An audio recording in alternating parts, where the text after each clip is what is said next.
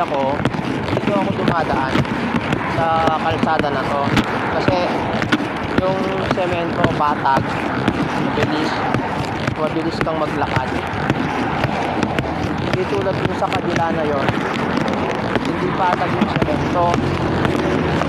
Dito patag ang semento. Yan guys ang